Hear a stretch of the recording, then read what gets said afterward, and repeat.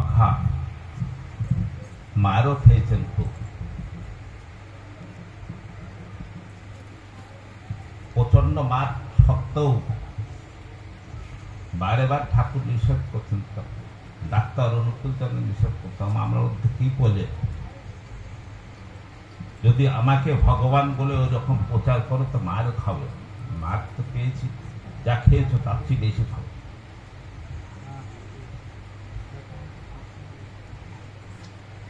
এমন মার খেতে খেতে বলছেন, তুমি আমাকে যতই মারো, মারতে মারতে মেরেও ভালো, আমি যা অনুভব করেছি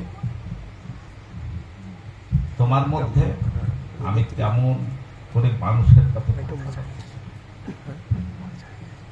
আমরা দেখেছি সতীন গোসাই,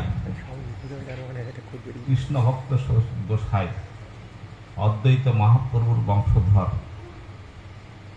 কয়েক হাজার শিষ্য তার কৃষ্ণ মন্ত্রে তা পরিবেশন করেন, কৃষ্ণ ভাব মন্ত্রে দীক্ষা দেন।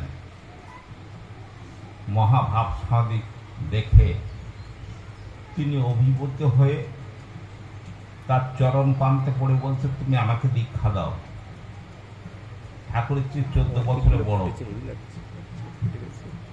ঠাকুর দীক্ষা দিতেন না, মাই দীক্ষা দিতেন। তিনি বললেন, আমি তো দীক্ষা দিই না, মায়ের দীক্ষা দেবেন যদি দীক্ষা নিতে চাই। তিনি বলছেন, দীক্ষা যদি মায়ের কাছে নিতে হয় তাহলে তোমার কাছে আসলাম কেন? জীবনে প্রথম দীক্ষা দিলেন সতীশ গোসাইকে।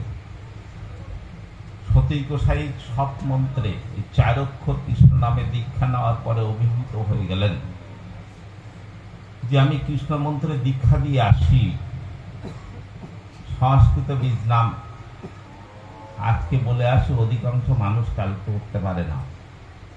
এই সহজ কৃষ্ণ নাম আমি যাতে পরিবেশন করতে পারি, এই মন্ত্রে আমাকে দীক্ষা দানের অধিকারী করে দিতে হবে।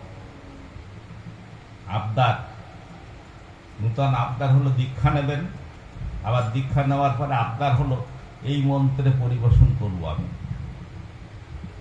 তখন ঋত্বিকের প্রচলন শুরু হয়নি। এই আবদারের পরে ঠাকুর এলাহাবাদ সৎসঙ্গের সরকার সাহেবের কাছে চিঠি পাঠালেন।